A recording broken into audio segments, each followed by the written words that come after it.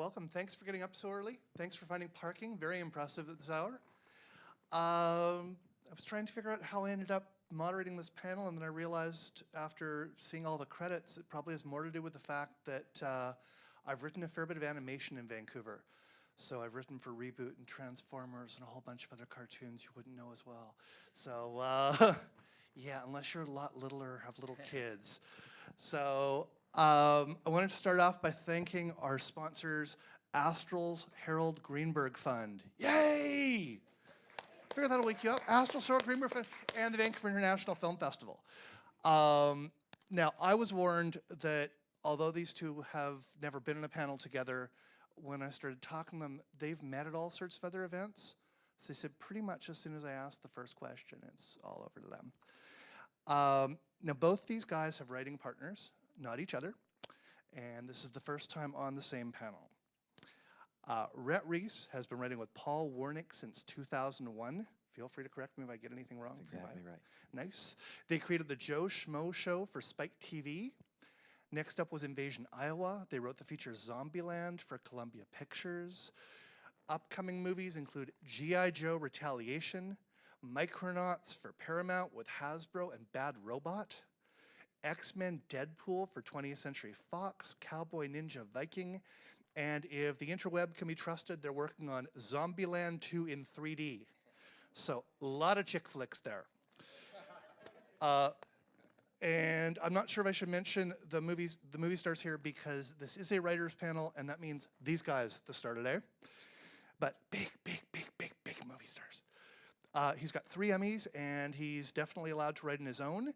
He's just released his first novel, Anxiety, about a 26-year-old with panic attacks who checks into a motel to check out of life and then finds somebody who wants to help. It's available in bookstores if you can still find them, and on your favorite reading device. This is Rhett Reese. I didn't get the Emmys. That was my partner, Paul Wernick, but I'll confess to that. But nice. I did write a novel. Not available in bookstores, though. Only on the e. It's only available on the e-readers. Yeah, that's okay. You can't find the bookstores anyway. It's embarrassing. But. Glenn Berger started writing with Jonathan Abel pretty much right after they were bar mitzvah age.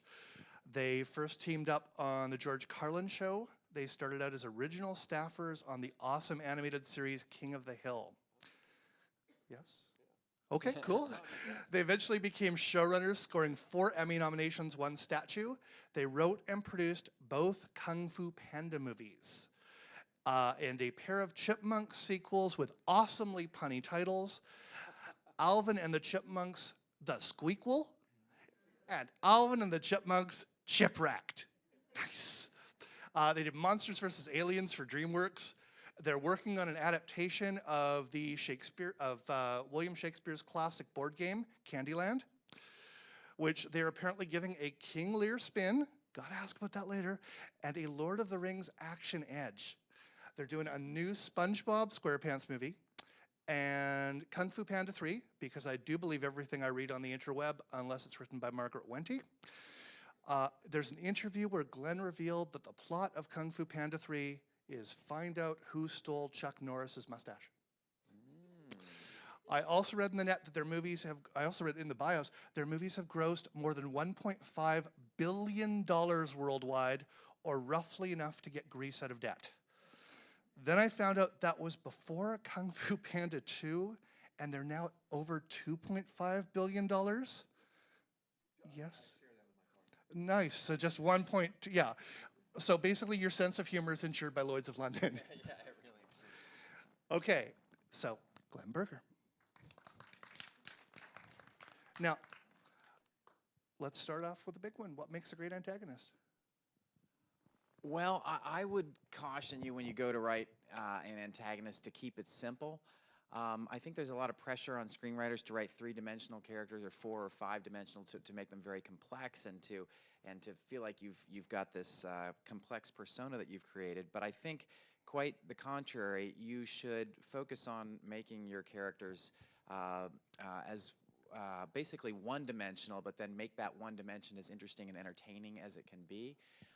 Villains tend to be simple characters, and if you go back and look at this is a strange parallel, but Jane Austen was really wonderful at creating characters, but I think one of the things that she was best at was keeping characters simple. Often they had one salient quality that really shone through above all others, and consequently, they really pop off the page. I think the danger in trying to create characters that are too complex is that they tend to get muddy, and they tend to end up being nothing.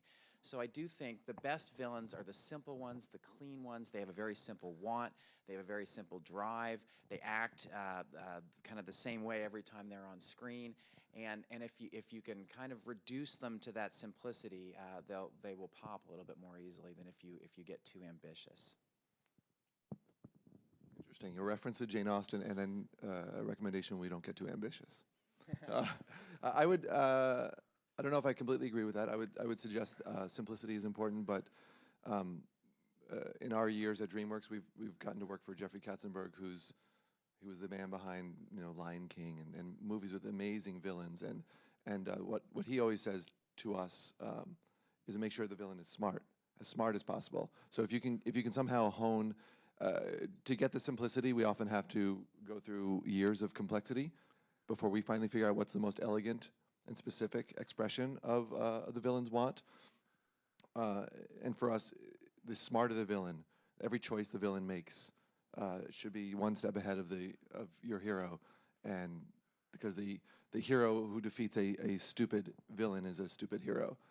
So we try to make the battle of wits and I know it's ridiculous to think that we think like that in family movies with talking animals, but we do actually really think long and hard about how to make the villain as conniving or as ambitious or as clever as possible. Well, I mean, that goes into, everybody says a great hero is defined by a great villain, which is why I think Superman movies tend to kind of fall flat as a whole, because he's only got one villain. And Spider-Man, Batman, X-Men work as franchises because they actually have villains. Does a great villain need a great hero? Well, I do think what Glenn said is very important.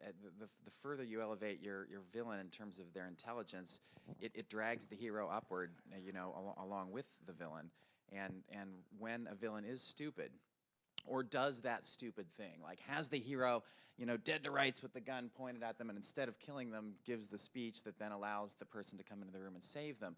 I think that weakens the entire movie, and it also weakens the hero, because if the adversary is not strong, then you're not pushing against a strong adversary. So I do think heroes and villains, go hand in hand in that sense. Interestingly, I think it's easier to write villains because the protagonist of your movie is often an audience stand-in. You're kind of,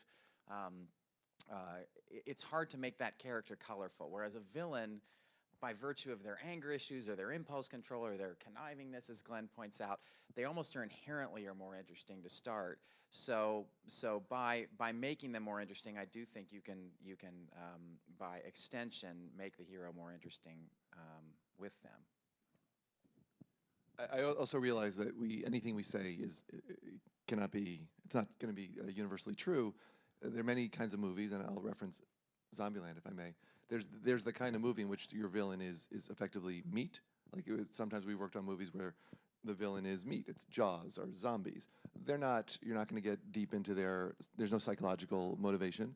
They have a simple, clear one: I need human brains, or I'm a shark and I'm going to eat humans. Yeah. So in a movie like that, it's just this kind of unthinking, unfeeling obstacle.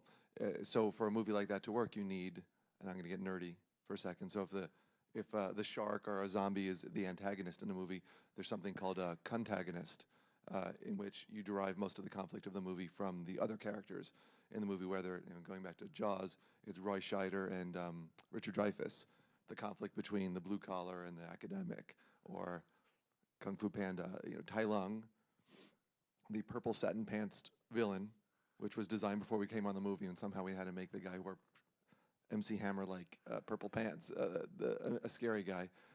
He's the antagonist, but most of the movie is between a panda and Shifu, his teacher, who thinks that a panda shouldn't be able to learn Kung Fu. That's where most of the juice. So I think we can talk today about both kinds of. It's not fair to use the word villain, but the internal conflict, the interpersonal conflict, which is really the engine of most movies, whether or not there's a zombie or a shark or a snow leopard. Well, in terms of antagonists, Zombieland, your hero spends more time fighting among the other heroes Yeah. than taking down the zombies. Do you want to talk a bit about that? Yeah, I mean, we never felt like Zombieland needed a villain because we felt like the conflict inherent in four people who were kind of each other's villains or each other's antagonists was enough. And there's a little pressure to, I think, to create a villain in every movie. Thankfully, we wrote Zombieland as a television pilot originally, so we didn't feel the need to establish a villain. We were more interested in establishing characters that could then move forward from episode to episode. So we didn't use a villain, and I think it did turn out well because the girls in the script are con women essentially. So the first time they meet the guys, they're bilking them out of their weapons and their stuff, and that creates immediate conflict, and then that carries forward from there. And, if I can give you more credit, you not only have the zombies, which are the obstacle, the interpersonal conflict, but Jesse Eisenberg's character, which I think is far more well developed than a zombie movie usually gets. He's got the internal conflict, his own internal antagonist, his neuroses that prevent him from, or either prevent him from surviving or actually lend him special survival skills. So I thought that was a great example of maybe we can expand the topic away from just villain specifically and say what all movies need is conflict, and whether it's coming from a villain character or all your group of heroes or just from within. That's ultimately what all good writing requires.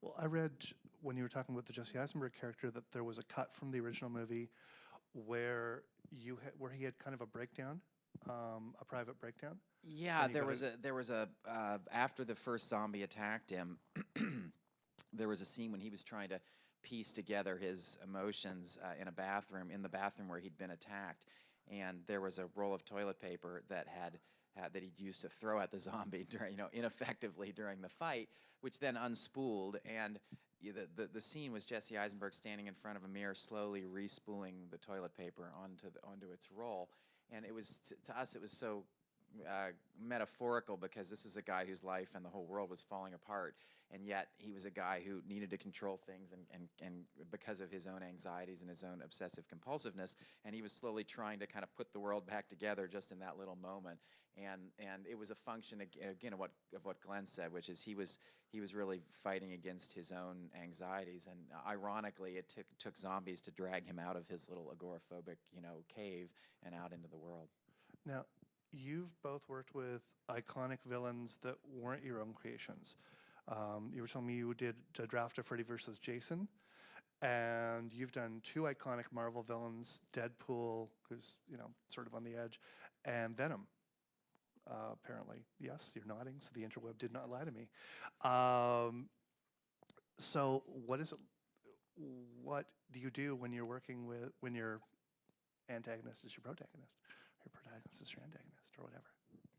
We had to, in the case of Freddy vs. Jason, which was actually our very first feature writing job. We were TV writers in America at that time. TV animation wasn't covered by the Writers Union, so we had no health coverage. And so we Same told here for. Oh, yep. So we said to our agent, it was December, so you've got 3 weeks to get us a union job if you can, because we're otherwise not going to have health insurance.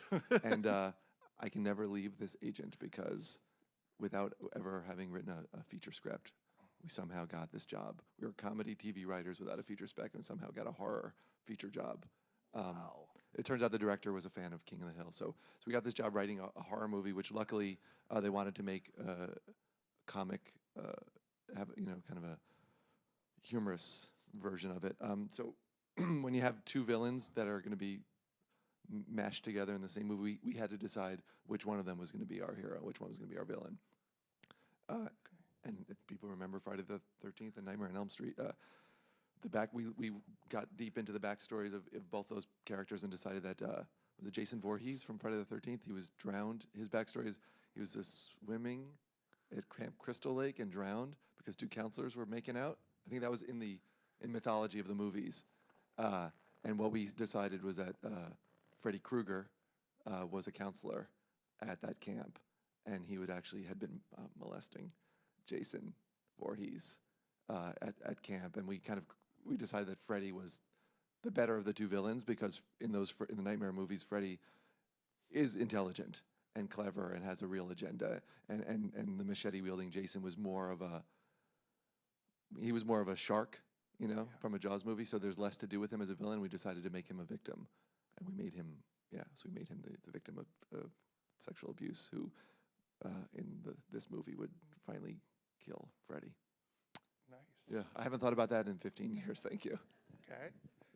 It's easy to turn a villain into a hero, and the way you do it is by introducing a villain who's even worse. I mean, the Deadwood series on HBO, Al Swearingen was this awful villain the first season, and you really hated him. But then Powers Booth moved in next door and was even worse, and so suddenly Al Swearingen became a good guy.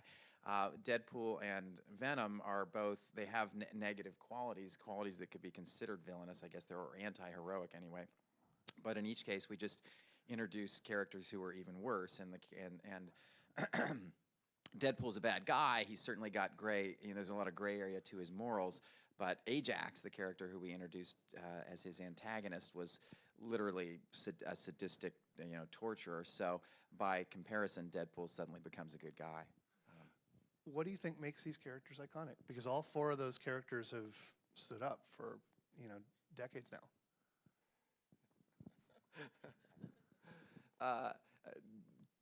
Just a guess, but I think that anytime there's a human motivation, but again, like I keep coming back to Jaws, because it literally is a mechanical shark. Didn't think, didn't have any motivation, so they didn't really spend that shark spent very little time on screen. I think Spielberg knew that there's not much you're going to get out of that thing. It was the human fear, the anxiety. When was it going to appear? That was something you can play on screen. So if Freddy Krueger, over the course of those movies, I can't believe I'm talking about Freddy today. You understand. You actually start to sympathize with him. You understand. You learn more about his backstory. You understand that he was a human with failings, and he suffered greatly because of them. And you understand, the need for revenge, which is what he was driving him through his movies. It's a grotesque exaggeration of what real people would feel, but there's something that the audience can latch onto. We've all felt like outcasts or victimized in the case of Jason, and if the audience can kind of see that and understand, oh, I've had those feelings, I've never acted out on them in such an extreme way, but at least I can go along for the ride and understand, and maybe there's a cathartic aspect to these characters. Cool.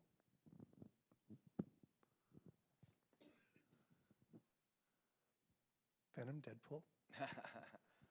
Why are they iconic? I don't know. I just think those are very well-written characters. They really pop long before we, came on board. So I'm not sure why they're iconic necessarily, but I do think that a villain, when you're approaching a villain, if you can find out that one central simple bit, what you're doing with them, it can really open a character up to become very entertaining. When we wrote G.I. Joe, we were in a situation where we had multiple villains in one movie, which is very scary because it usually doesn't work, and we'll see if it does work when the movie comes out. But the characters, we really looked at these iconic G.I. Joe characters, Firefly, Storm Shadow, Zartan, Cobra Commander, people like that, and we just tried to tease out the one characteristic that makes them iconic. So and then run with it. So for Cobra Commander, it was just sheer megalomania. Like, he literally wants to rule the world. And so we just played on that with him. Zartan is a little more irreverent, and in the movie, he is actually in disguise as the President of the United States. And so what we thought was, wouldn't it be really fun to see, what would it like to be an evil President of the United States, or be able to, be given the keys to that automobile as a teenager and get to drive it? So we made Zartan very irreverent and just we made him kind of a teenager. Like you now are in disguise as the president of the United States. No one knows you're not the president. You get to do whatever you want. So for him, that means we're bringing the interns back. You know, it's like that. That's kind of he's like a teen and an exuberant teen. And then a guy like Firefly, you know, he's a saboteur. He blows things up essentially. He's a bomb setter.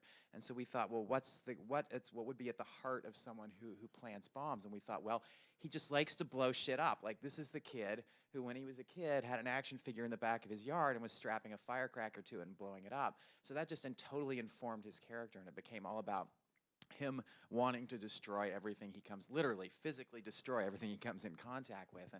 And so I do think that at the heart of these characters, if you can find that one salient characteristic that makes them fun, then you're onto something. And that goes for iconic existing characters, but it also goes for your own characters. Well, I remember a friend of mine who's an actor said that one of the best pieces of advice he ever got was that every character is the hero of his own story. How much does it matter to see that hero moment for your villains? That this is what's behind them, this is why they believe they're doing the right thing. It's hugely important. It's so much so that one of the last things that's done to any DreamWorks movie is you end up cutting the giant scene in which that villain explains exactly what's behind their villainy. Yeah, it's because you just feel like you need to write at some point. You need to be able to answer the following questions. The internal Jeffrey Katzenberg in my head. I just see the notes scrawled on the side of our scripts. It's always the same thing. What does the villain want? You have to be able to express it very clearly. And we're right now in the very early stages of Kung Fu Panda 3. And when we answer the question, what does the villain want? It's usually takes a paragraph. And he'll write, too confusing. Kids aren't going to get that. And we'll say, well, but it's complex and it's deep, it's rich. And the truth is, by the time, hopefully, if we've done our job right, by the time the movie comes out, we can answer it in one sentence. And it will still be rich and deep and complex, but we've gotten better at, luckily we have 3-4 years to do these movies. We've gotten better at expressing the kernel of what this villain's need is. So that's what does he want? There's the why, which is usually what leads to the big monologuing scene, which, was it Incredibles that did a really good job kind of recognizing and teasing about the tendency in animated movies for the villain to monologue about what's really behind their desire to rule the world. Because it's not just, no one really cares if someone just wants to rule the world. You have to know that as a child, someone broke their toy, or as a child, their dad didn't love them enough, or whatever it is. So usually you write those things so you understand what makes that character tick, and maybe can make more specific choices along the way. And usually you end up not keeping the big scene where you find out about how daddy didn't love him, or whatever the equivalent is. So it's the what, the why, and you also need the when, the sense that this movie, the cameras were turned on these characters' lives at this moment for a specific reason, because otherwise there's no reason to spend 90 minutes with them. It's got to be at a crucial juncture. It's got to be, whatever the goal is, has to happen in X amount of time, because if you miss this window, you'll never get another chance. It's just a way to just raise the stakes in the movie. Structurally, it's just inherent in the timing of the movie. It has to happen now. But even without the monologue, I still came away knowing what both the villains wanted in the Kung Fu Panda movies. There was no doubt. The monologue existed. So those are good examples. I hesitate to use them as examples because it sounds whatever, self-serving. But I happen to know those movies fairly well. They've done okay. I think so, it's all right. But Tai Lung, yeah, there was a lot more written with Tai Lung, and then ultimately, I mean, you talk about Deadwood, is Ian McShane, the guy from Deadwood, playing Tai Lung, and Dustin Hoffman playing Shifu, and they're such great actors, and they can convey so much even with just their voices. We animated, these characters around their voices.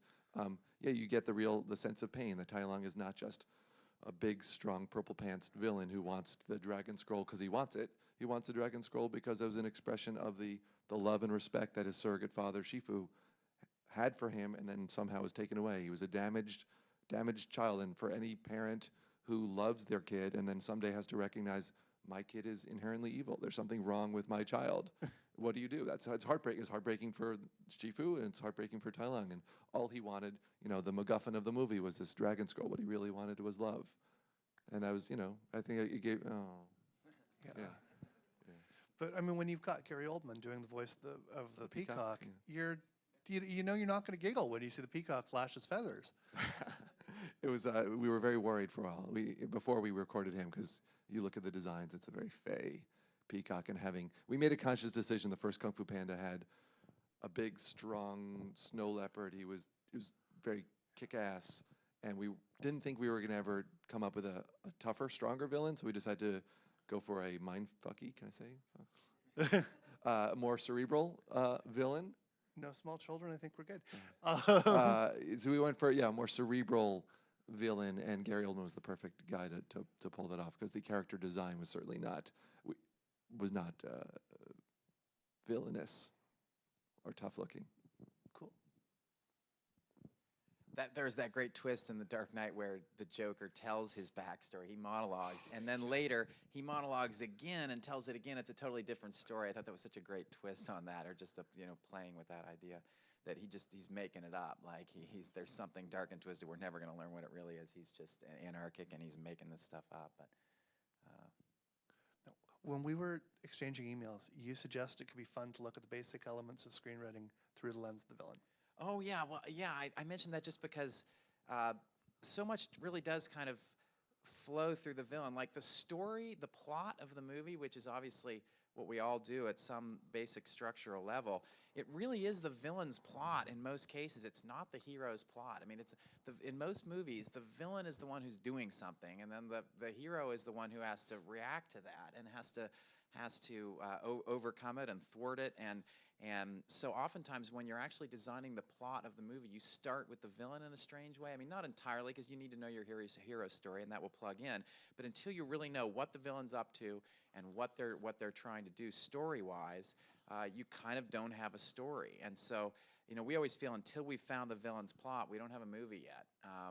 So it really does inform plot. And I also think tone is something that's interesting to look at through the villain's eyes, in the sense that I think tone is probably the most important thing in any movie that's most often neglected. A ton of movies and screenplays don't work, not because of their characters or their plot, but because of the tone, that it's not consistent. They don't land on whether it's a very funny movie or whether it's entirely serious or somewhere in between, or it's a dark comedy or whatever. They don't nail that tone. And I feel like the villain is part of that. Your villain's tone has to match the tone of your movie. So, every one of these movies has the villain do the worst thing you're going to see them do in the 90 minutes, whether it's kill a henchman or torture a child or whatever. But whatever the tone is of that, it has to match the rest of the movie. I mean, Silence of the Lambs, it's okay for Hannibal Lecter to chew off someone's face. Kung Fu Panda, if the peacock had chewed off someone's face, it wouldn't have worked. So it's a tapestry, and it all has to fit together. Two comments. Well, the most recent one is that was a big challenge for us. That in that same movie, we flash back and see how all the other pandas, spoiler alert, all the other pandas were killed by this very peacock, including Poe's mother, who dies to save Poe's life. And that was a huge concern for us. We actually did test screenings of that, and it's the first movie I think is a funnier movie. The second movie isn't, and sometimes I was frustrated by that, and then sometimes you just have to recognize no movie in which there's a panda genocide is really going to be a laugh riot, because it's going to be too disconcerting tonally. So we did what we could, and it's a huge cautionary tale, and I think that's something important to keep in mind. Your first point about the villain story. I would agree to a point, and I'd say something we've run into many times in the writing of our movies is we lay out a villain plot, and we're really happy with it. It's a smart villain. What he wants to do seems important. It has to happen now. It's hitting all the mile markers, and then we write the script and realize that our hero is now too reactive. And I think what's important to do is I think maybe this is it's useful that I'm in a writing team, because from time to time we can take different sides of an argument and say, all right, we've got a really good villain. He's trying to do something important. He's trying to do it well. We've got a really smart hero who's trying to stop him. But if all our hero is doing is finding out what the villain's trying to do and trying to stop him and stop him and stop him, he's not a this sounds very studio exec-y, but they always say activate your hero more. And if he's constantly reacting, you're going to lose interest in him, and he's going to seem dumber. So it's usually in the middle of Act 2, just when it's you're hitting kind of a lull in the movie. You want to find a way that the hero takes the puts the villain on his, puts it back on his heels and twists the story a little bit. The villain may have had a great plan. We have made, it's a tendency, like when you have an outline and you come up with a really good villain plan, you don't want to mess with that. You want to write that script. But if you can come up with a way that your hero subverts the villain's plan and maybe even subverts your outline, you have to start all over again for the second half of the movie and say, well, shoot, if our hero just figured out what the guy was doing and came up with a way to stop him, how does the villain come over the top of that? And there's a tendency to not want to mess up an outline that took you 6 months to write and finally got the approval of Jeffrey Katzenberg. But I think ultimately you're going to have to do that if you want the movie to work, because the audience knows when your hero is just kind of playing along, just trying to chase behind the villain. Both of you have been hired to write properties that you haven't created. When you come to them, what are you looking for? And feel free to go beyond the antagonist here. When you're looking at Candyland, when you're looking at Venom, when you're looking at the Chipmunks, what do you go, these are the elements that I want to take out of it to create a movie? What do you go looking for? I have two categories of answer. If you don't mind, I'll go first. There's the artistic, and then there's the commercial. And I don't think it's any insult to the Alvin and the Chipmunk movies if I say that was a business decision. We came on in the middle of the second movie, and we've spent a good part of our career pouring our heart and soul into screenplays that don't get made. The odds of any project you work on getting made in Hollywood are very, very slim. Yeah. So when it was a rewrite assignment, it came up and it had a release date.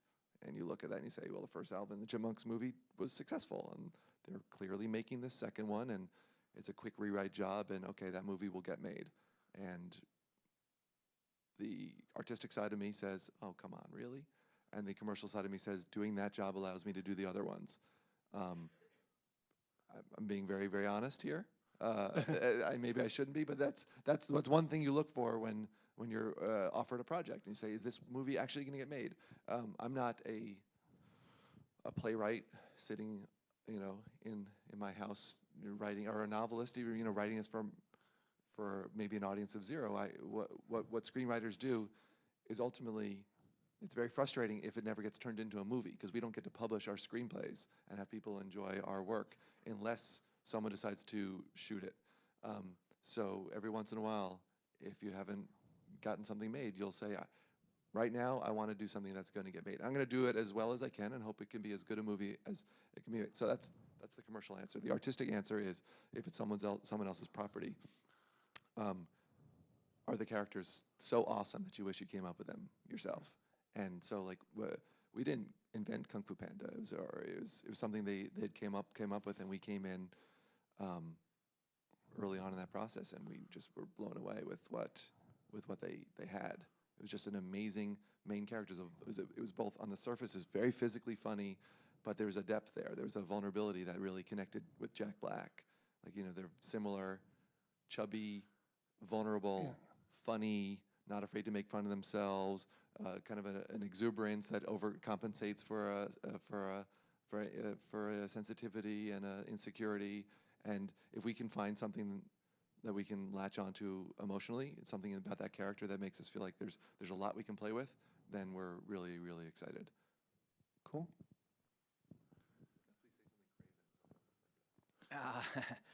No, well, I mean, I guess most of you guys really aren't in that position yet in your careers. I don't know where you all are, but most of you are going to have to build your villains, and so as opposed to being able to come into a situation where something exists. So I guess we've been fortunate enough to be able to do that, to come into some fun characters. But if you're building your own, I think the most important thing is probably personality, ultimately. I mean, what's common to all those pre-existing villains is that they have really great personalities. Your villains should be, characters. And when I say characters, I don't mean like characters in a story. I mean characters like, God, that guy's so fun to hang out with. He's such a character. Like, that guy's a real character. Villains can be larger than life. They can be characters. They should be injected with as much personality as you can cram into them. The biggest mistake, or the biggest reason I don't like most screenplays I read, because I have to read a fair amount here and there, but the reason I don't like them is that they're bland, is that the characters, you know, the story might be perfectly fine, but the characters are just bland. They're boring a little bit, and villains. Again, by virtue of the fact that they're already interesting inherently, they're expressions of the id and of anger and of revenge and all the things that drive a bad person, that they're inherently fun. So just latch into that and just jam them full of personality. Okay. How much do you look to classic things for structure? I was reading that you look to old westerns as well as the kung fu movies when you were working Kung Fu Panda. Whenever I'm looking for plot, I actually go to old westerns. How much? But you know, you've both referenced Jane Austen, Shakespeare, Sophocles. When I've been looking through your stuff, where do you look for inspiration in terms of plotting, in terms of working through the stories? Well, I mean, there are only so many stories to tell. Yeah. And a dirty little secret of, say, feature animation writing is, yeah, you look for classic movies that were never intended for children, were never intended for talking animals, and you take a structure, you know, something like, I'm not going to give up too much of the of our source material, but the Western Shane, Yeah. hugely important movie in our work. For Kung Fu Panda, The Seven Samurai was actually, you know, it was a Japanese movie based on an American movie, which now is again an American movie that influenced, you know, some of our work. For Kung Fu Panda, we also looked at a lot of the classics of the Hong Kong Kung Fu cinema, which is, I mean, it's a very clear one-to-one relationship. We'll dig deep. We'll go anywhere to steal a good idea. Well, I mean, I also read you know, I wasn't kidding when I name dropped King Lear. You've used that a couple of times in For reference to Candyland. Yeah, it sounds pretentious, but when you've got to turn a board game that is designed for 4-year-olds and turn that into a feature film, you need to find something more than just, you know, what's on the board. And I won't take credit for the King Lear reference. It was the director Kevin Lima who did the movie Enchanted, among many things. Cool. It was his idea. He said, you know, the board game is for 4-year-old girls. And if we want to make a movie, and there's nothing wrong with 4-year-old girls, I had one once. But if you want to make a movie that's going to appeal to boys, girls, men, women, it needs something more. And it was his idea to say, it's so hard to actually talk about this seriously, but what if King Candy were a King Lear-like aging monarch who wants, you know, he's nearing death, and he wants to know that after he goes, the delicious realm of Candyland is going to be in good hands. But he's got 3 squabbling children, and, you know, whatever. And I'll be honest, it was a fairly straightforward ripoff of King Lear, but no one's ever seen King Lear made from desserts. And certainly, if you're gonna do something like an homage for youngsters, I guarantee most of them have not read King Lear. And if that makes them interested in that kind of story, and these things are classics for a reason. And what children who don't know Shakespeare will understand and will relate to is, there's a daddy who has 3 kids, and I think he loves my sister more than me, and that makes me furious. And if I'm, say, Lord Licorice, I may lash out with my licoricey tendrils, and whatever. There's all. If you take a classic and either update it or, say, ruin it using silly put in a new world, whether it's a talking panda or chocolate things, and make it new for a new audience. That's fun. Hopefully. Yeah, I think he nailed it. There are a lot of books about screenwriting where the midpoint's got to come here and Act 1 break's got to come here, and this is the big gloom. And I think that, and I've read almost none of them, but I think that the real thing is just to watch a lot of movies, watch a lot of great movies, and read a lot, and I think story and structure will just seep into you without you even realizing it. And so when you make that moment that's kind of like the Han Solo moment without even realizing it was kind of like Han Solo, and then you go, oh my God, that was the Han Solo moment. It should just flow out of you by virtue of you having seen all those movies and just taken them in. Now, you've both done a lot of, oh, sorry. I just want to add to that as well. The thing that I think is missing most in when I'm reading screenplays, whether it's from aspiring writers or professional writers whose scripts are sent to us for possible rewrites, the thing that's missing more than anything is specificity. You know, you can read any screenwriting book and it'll say this is where the story points have to be, and the midpoint of Act 2 is da-da-da, and that's fine. It's just when people execute that in the most generic way, if they do a Han Solo moment and it's effectively a Han Solo moment without the name Han Solo, or it's the villain standing there and monologuing, the more specific, the more unique. All the beats, there are only so many story beats you can do. Only story turns are relatively finite in the universe. The specific way you can execute them is infinite. And it sounds like a cliche, but when write what you know, do the version of the Han Solo moment that only you can do. And it's kind of a gift when we do a talking animal movie, because honestly, you can do a Western, but because it is a panda talking to a whatever animal Shifu was, anyone know? Red panda, I think he was. He looked like a raccoon, but because it's those two kinds of characters and set in China against the backdrop of a kung fu genre, but the fact that we're doing basically a story from a Western, it's new. It all feels very, very new and very, very specific. And you look at that and you go, I get it and it resonates, but I've never seen that before. You referenced yesterday at dinner the chopstick fight in Kung Fu Panda. Yeah. That's a standard beat. That came from Rocky, the Rocky movies. Burgess Meredith is trying to train Rocky, and Rocky's not getting it. And it was the one where he's trying to catch he's catching the chickens in the streets of Philadelphia. I don't know if you know that. It was from the second one, maybe, or three. And he couldn't do it, and then he finally could. And you're really excited when Rocky can catch a chicken. Now, you probably never looked at the chopstick fight in Kung Fu Panda and said, oh, that's Rocky catching a chicken. But the beauty of the Rocky scene was you've never seen a boxer trying to catch a chicken before.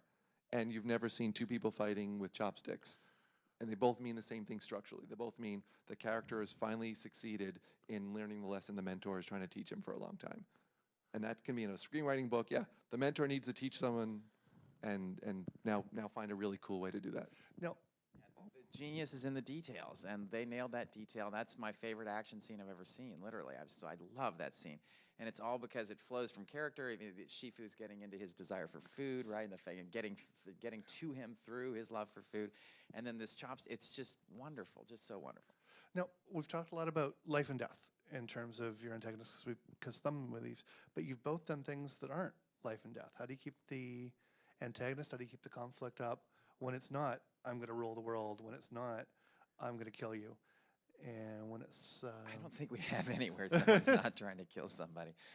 Yeah, no, I mean, I guess it's more the relatable villain, the villain from your life, the person who is an asshole to you, or again, that inward side to you that you're trying to overcome. It's just more the relatable human everyday villainy that goes on in the mundane details of life that you're after there. I will dare reference Chipmunks and say, there's nothing life and death going on in Chipmunks. You may want to kill yourself while watching it. But when we were doing the third, that's a huge question. What if you don't have a villain like a Tai Lung? How do you write a movie like Alvin and the Chipmunks, Chipwrecked? I mean, I guess it's life and death. They're stranded on a desert island, but there's no real risk. The audience thinks that Alvin, if he dies, there can't be a fourth movie. So what's the movie really about? And for that one, Dave Seville with his 6 chipmunks, is the 3 Chipettes. I don't know if you know this, but there's 6 chipmunks now. It's a dad and children story, and we imposed on it a whole thing about Alvin, who's the mischievous scamp in all the movies. Finally grows up a little bit and earns Dave's trust, which we embody in a pocket knife that Dave at the beginning of the movie takes away from him when they're on a cruise ship, because you're not mature enough or old enough to have a pocket knife. And later, when they're stranded, they're shipwrecked on a desert island, it turns out that very pocket knife in Alvin's hands saves the day. And it becomes just a metaphor for every kid who thinks that my dad never sees that I'm older, I'm grown up now, I'm more mature, I'm responsible. And every dad who looks at the kid as still the child who keeps screwing up. And so it's a maturation story. And there's an emotional resonance there, and it had nothing to do with conquering the world. But if you're a 5-year-old, that is the world. I want dad to respect me and give me more responsibility. Cool. Now if we could get some questions, that'd be great. I think we're supposed to get microphones, so let's wait. If you can wait a sec to get the microphone to you, because they're recording this for archival purposes. Or you can show, actually, screw it. Hello, I apologize. I got hungry and started eating while I was talking to you guys. Let me introduce myself. My name is Rick, and I'm based out of Ecuador, where I teach screenwriting. I also work as a film critic. And I've been reviewing films now for about 8 years. And probably one of the most depressing trends I've seen in villain making in commercial movies is the singular cliche of the all-knowing, all-purpose, omniscient villain. As this has become especially big since Silence of the Lambs, and inevitably he has a British accent. And I was wondering, will Hollywood or audiences ever tire of this villain? And is there a possible way we can do something about it to change this? It's funny. We're plead very guilty to that. The first two Panda movies, it was Ian McShane and then Gary Oldman. And then when we talk about the third movie, we start talking about casting, and we found ourselves pitching more British names, and we caught ourselves. So I know your question was you had two questions really. One was the omniscient villain, the other was the British accented villain. So I'll first address the British. Honestly, I think it's a shortcut for American filmmakers. Yeah, British accent sounds intelligent to America. So we tried to make our villain as intelligent as possible, and then you get that extra little booster rocket of an accent. We talked about this at dinner last night too. The evolution of the villain's accent in the good old days of the Cold War is the Russian. Then there was the apartheid South African one in Lethal Weapon 2, and then now. A British accent is both intelligent and non-offensive. You can never be accused of racism if you make your villain British. There's the German, there's the Nazi-ish accent for a while. And honestly, if you start saying, well, let's make you probably have noticed in movies and TV shows, especially for kids, if a drug dealer is a minority, the judge is a African-American female. Or you've got suddenly you've got the cute-looking white gang member and they're hypersensitive to that too, so that goes into it as well. As for the omniscient, you mentioned Silence of the Lambs. We constantly reference the Eye of Sauron. Those kind of bothered me in those movies. I know it's hard to rail against some of the most successful movies of all time, but a villain who you never actually see, who seems to know everything, and you never know how he knows it, and makes things sometimes too easy for the villains. It always struck me as unfair. We write and then they get cut. Many scenes in which you find out exactly how a villain knows what's going on. I just hate any scene in which the villain's lair, the Wicked Witch of the West, has her.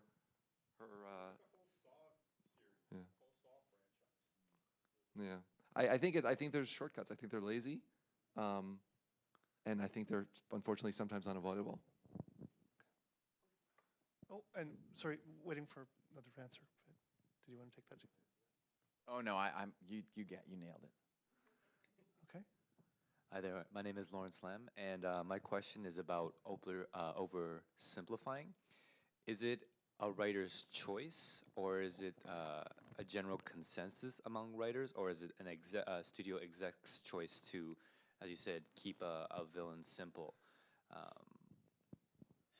I don't know. I mean, I think it's a virtue. I mean, Glenn pointed out that maybe he disagrees with me on that point, but I've seen it go the other way so many times where people are trying to jam 18 different characteristics into a character in 2 hours, and maybe not even the main character, the villain, or even a lesser character. They're trying to do too much, and invariably trying to do too much is to do nothing at all. Like, you have to make I really believe in making a character one thing and then making them very entertainingly that way, and then you've got room to add a few more, layers of complexity and a few more characteristics on top of that, should you have the time and energy and the wherewithal to do it.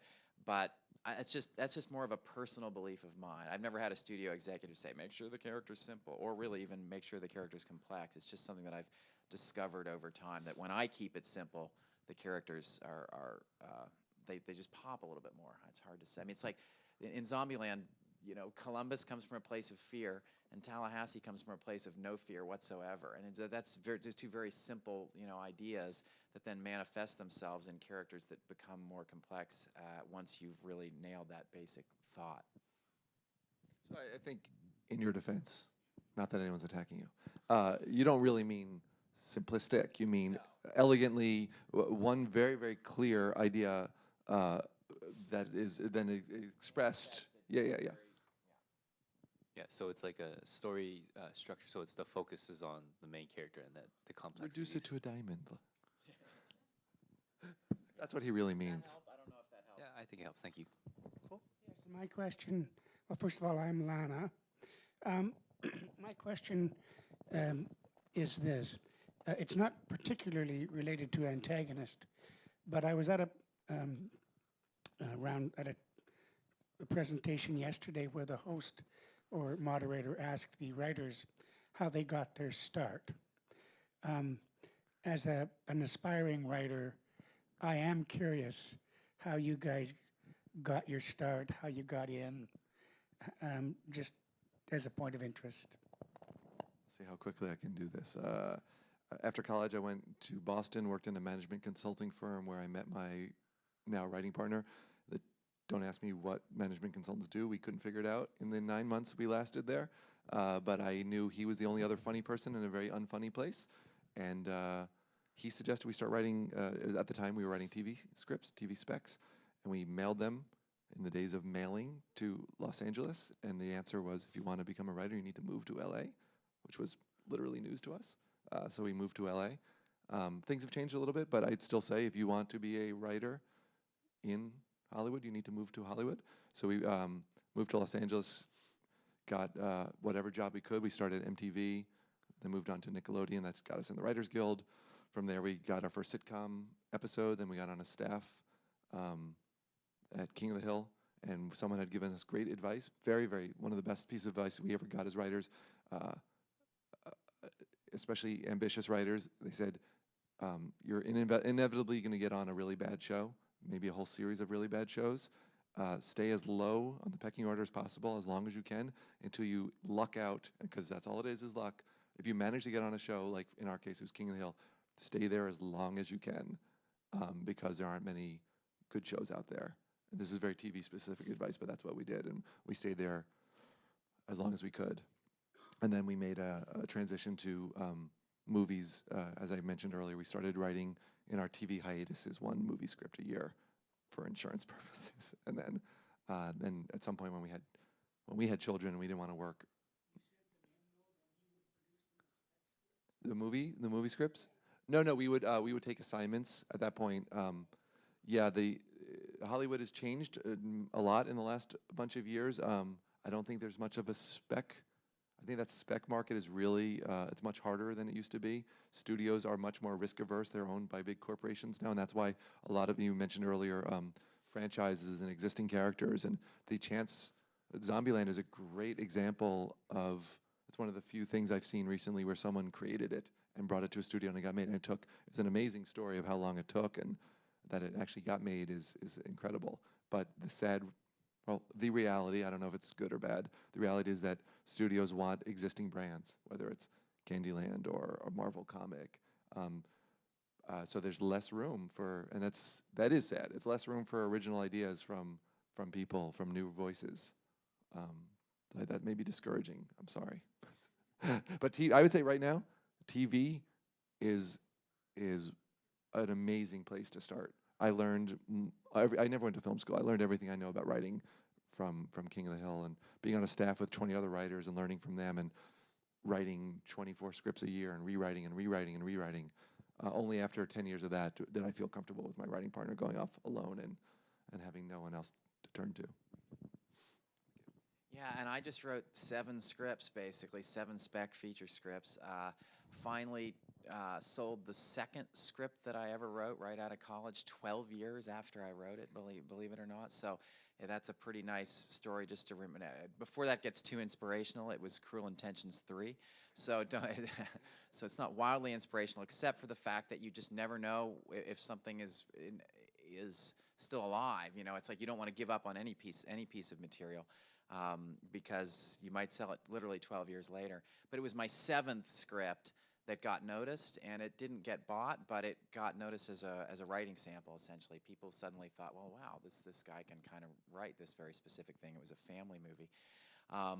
I tell people to make sure you write in genre, early on, to make sure you write in a genre that you're comfortable writing for the next 10 years, because whatever does succeed for you, whatever that first script is that succeeds, Hollywood will see you as that kind of writer, and then you'll become very hireable within that genre, and oftentimes that becomes a set of golden handcuffs that then goes on you and keeps you within that genre. So make sure you are writing what you enjoy so that you don't get stuck in a genre that you don't enjoy. It's really about just writing, and perseverance.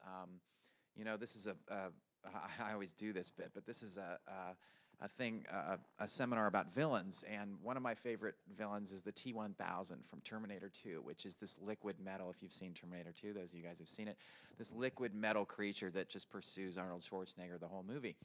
And late in the movie, the good guys end up thwarting it for a moment, and they basically freeze it with this I forget what it is. It's like some nitrogen, liquid nitrogen. Thank you. They freeze it and it shatters into 1,000 pieces, and then because they're in a warm room, they think they've won. You know, it's pieces on the ground, and because they're in a warm room, the pieces slowly melt, and then they slowly come back together and coalesce into the T-1000 again.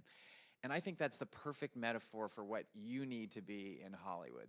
Because Hollywood is an excruciating place that will not smash you into 1,000 pieces over and over and over. And you need to turn yourself into the T-1000. You need to be your own villain. You need to make, you know, success your John Connor, right? You're just going to pursue it relentlessly, remorselessly, without emotion. And every time, you know, the town shatters you, you reform and come after it again. That is what is necessary in this town to make it. In that town. We're actually in Vancouver right now. I don't know what it takes to make it here. I was going to throw in the T-1000 thing. It helps in Canada too.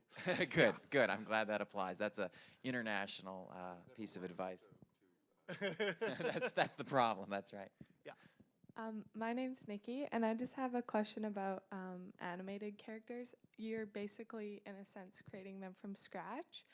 And with human characters, like in Zombieland, how do you inject villainistic traits into these humanized characters that already are a character in themselves? Like, do you build a character off the actors that you're working with, or do you get that character before you start with them?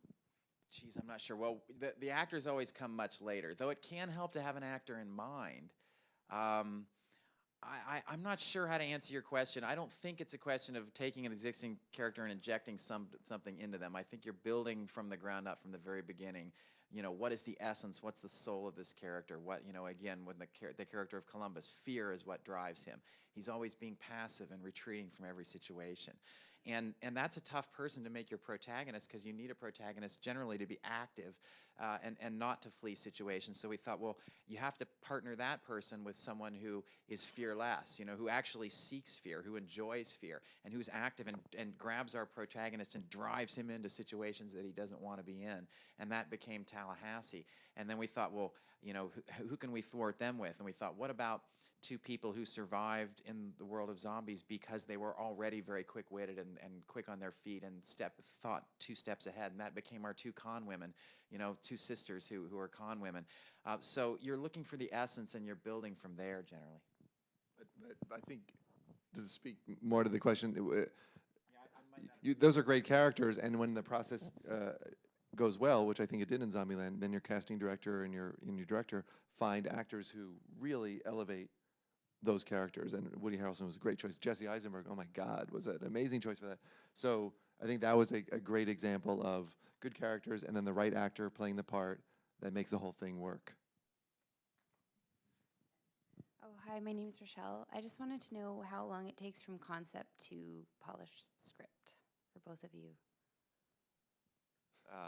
It depends. The fastest we've ever written something was, from beginning to end, was 3 months. But there was the project we just finished for SpongeBob, and the virtue there is that it was 12 years of a TV show, and there was no question who these characters were, and there's a whole universe already waiting for us. That's one extreme. The first Panda took over 4 years. That wasn't constant writing on our part, but it was outlining, writing a script. They'd go off and storyboard it. We'd come back, we'd revise it. So that was, I think, the opposite extreme. And they both had their pluses and minuses. It really depends more on you than anything else. I mean, I'm about 3 months we do about 3 months as in general, but John Hughes, I think, wrote The Breakfast Club in 2 days. And Ferris Bueller in 3 days, something like that. He used to write scripts in a weekend. Now he is a genius and was very manic, I think, in his approach. So that's clearly the exception. But and then some people take years. I do think it's necessary to go ahead and bite the bullet at some point with a script. Like, you just don't want to spend forever on it, because often that's an expression of fear that you're afraid to show it to others. But it really depends on you. We've got time for one more question. I'm not sure where the mic went. Oh, Kellyanne. Hello, guys. Question for you. I know you didn't write Madagascar 3, but it had a terrific female antagonist in it. Question about writing female antagonists. Are there some inherent politics involved in creating female evildoers? I actually know those guys, and I loved that. That was an amazing, amazing character. I don't know. I certainly never heard anything. We wrote at DreamWorks, we wrote Monsters vs. Aliens with a female protagonist, and I think it's harder to do a female protagonist, and it's from a marketing perspective in a family movie. This is the way people talk in Hollywood, but boys will see a movie with a boy lead, girls will see a movie with a boy lead, but boys won't see a movie with a girl lead. And I don't know if that's true or not, but that's definitely the way studios think. So that informs whether or not you can do a female lead, a female hero. The female villain, I think it was a fantastic choice, and it is done amazingly well, and I wonder why they don't do more of that.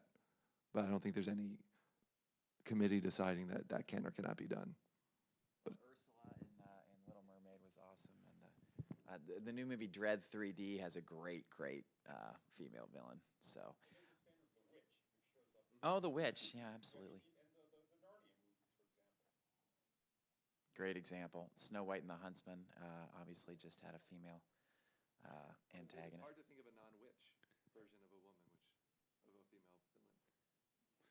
villain. Now, apparently, it wasn't the last Sexism question I'm allowed to ask. exists. You're allowed to come up with more questions. So, okay, Yeah, cool. Sorry, I just got one more question about a trend I'm noticing.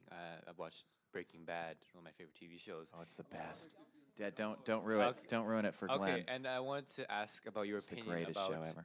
about the trend about the anti-hero and what that means for the antagonist, and when there's a conflict, when the conflict exists between the protagonist and himself, what it means about creating that other antagonist and what his role is. Well, I do feel like this is a great time for anti-heroes, and they're all on television, which is where the best entertainment is. But Tony Soprano, the guy from The Shield, Rescue Me, Californication, Breaking Bad, all of these very flawed anti-heroic characters, and yet we root for them. And oftentimes I wonder, why am I rooting for Walter White in Breaking Bad? Because he's doing such bad things, and yet I'm still rooting for him. Now, I think that show does a wonderful job of what I talked about earlier with Deadwood, is you create another villain who's worse than Walter White, and suddenly of the two of them, he's the lesser of two evils. You're rooting for him. And I think that's probably the case on other shows like of that nature. But I do think we're at a time where we can celebrate anti-heroes. Game of Thrones has an entire cast of characters who are all the way from very good to really bad, and there's a ton in between. And I think there's a real joy in discovering that no one's perfect, and some are more or less villainous depending on the situation, and you can really celebrate that. And I think there's a reason they're all on television, because when you have 100 episodes in order to explore the subtlety and the complexity, you can really play in that world, which is just incredible. And what a gift for the writers of those shows. But in a 90-minute movie, it's so much harder to deal in kind of those shades of gray. Does anybody have? I'm not sure where the other microphone went. Do we have another question out there? Cool.